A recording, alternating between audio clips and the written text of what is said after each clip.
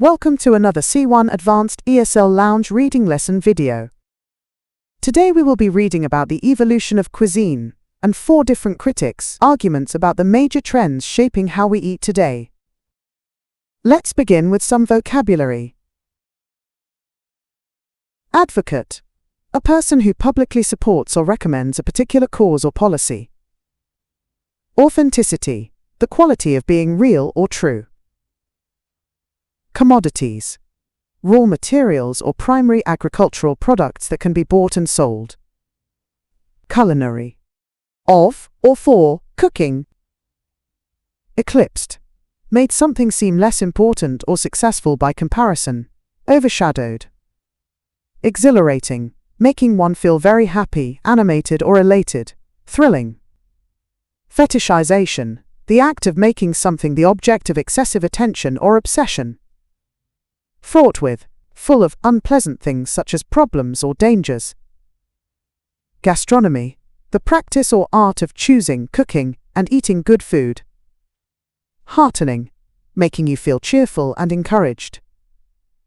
Imperative. An essential or urgent thing. Pervasive. Spreading widely through an area or a group of people. Great, now you know the key words, let's read the texts. You are going to read 4 perspectives from food critics on modern cuisine. Read them carefully to understand each critic's viewpoint and arguments. Afterwards, you will answer 10 questions to check your interpretation of each perspective. Okay, let's start with text A. Marco Rossi. The most significant shift in high-end cuisine over the past decade has been the obsessive fetishization of authenticity. Diners, demonstrably weary of the overly elaborate and theatrical creations of molecular gastronomy that dominated the previous era, have developed a ravenous craving for something they perceive as real. This has led to a welcome focus on high-quality, seasonal ingredients and a renewed, almost reverential respect for traditional cooking methods from around the world. However, this fervent pursuit of the authentic is fraught with deep and unacknowledged contradiction. The irony of this trend is both profound and deeply troubling to observe. The concept itself is often a carefully constructed illusion. A rustic dish that in reality requires immense technical skill and astronomically expensive, obscure ingredients to produce for a paying public. We are chasing an idealized, romanticized version of peasant food, a comforting fantasy that is ultimately as artificial as the foams and gels it so proudly replaced. End of text A. Let's continue. Evelyn Reed. I genuinely lament the pervasive and, I believe, damaging influence of social media on the modern dining experience.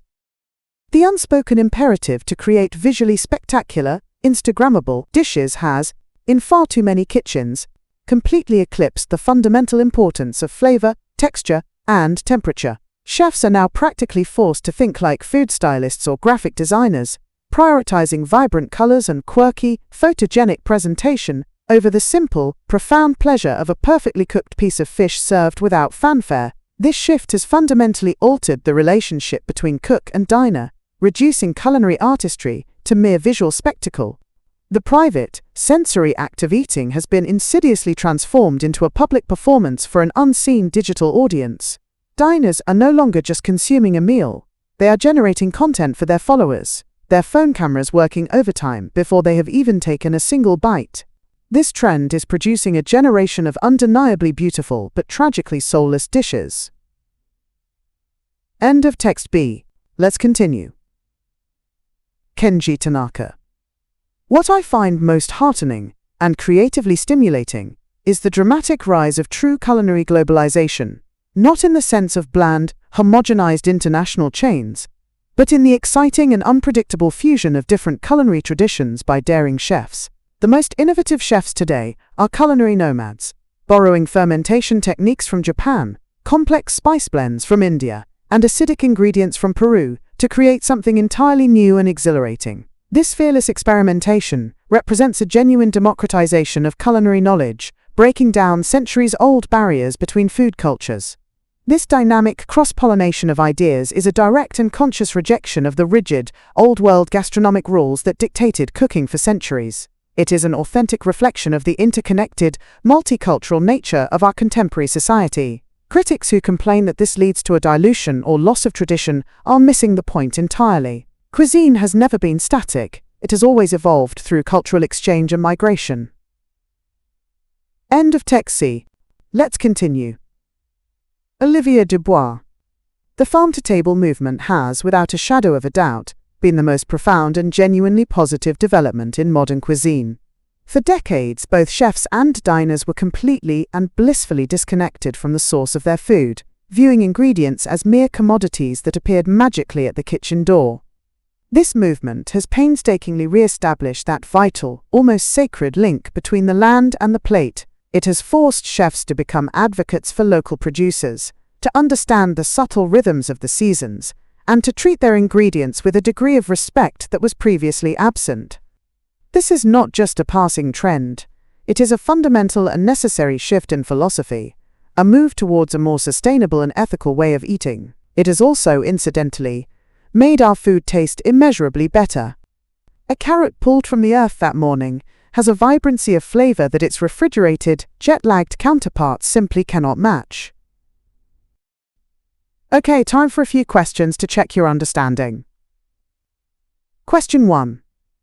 Which critic expresses a concern that the appearance of food has become more important than its taste?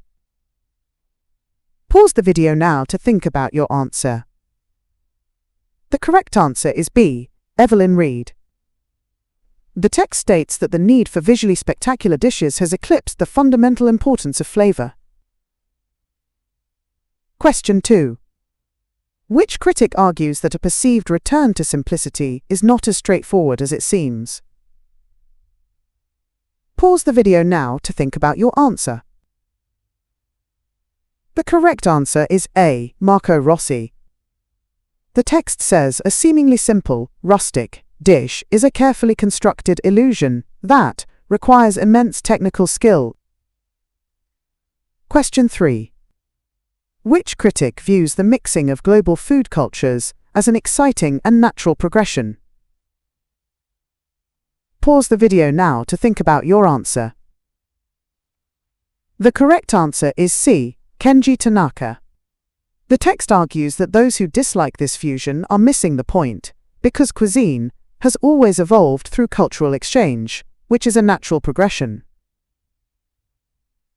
Question 4. Which critic believes that the connection between a restaurant and its suppliers is a key positive trend?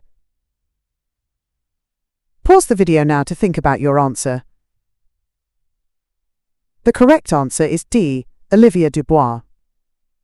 The text praises the movement for having re-established that vital, almost sacred link between the land and the plate, where the land represents the suppliers.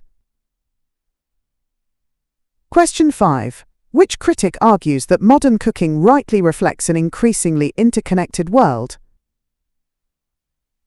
Pause the video now to think about your answer. The correct answer is C. Kenji Tanaka.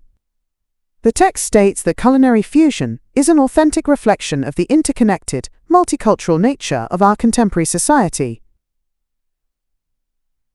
Question 6. Which critic deplores the way in which technology has altered the act of dining out? Pause the video now to think about your answer. The correct answer is B. Evelyn Reed. The text states the critic laments the damaging influence of social media on the modern dining experience. Question 7. Which critic implies that a globalized food supply chain has led to a degradation of food quality? Pause the video now to think about your answer. The correct answer is D. Olivier Dubois.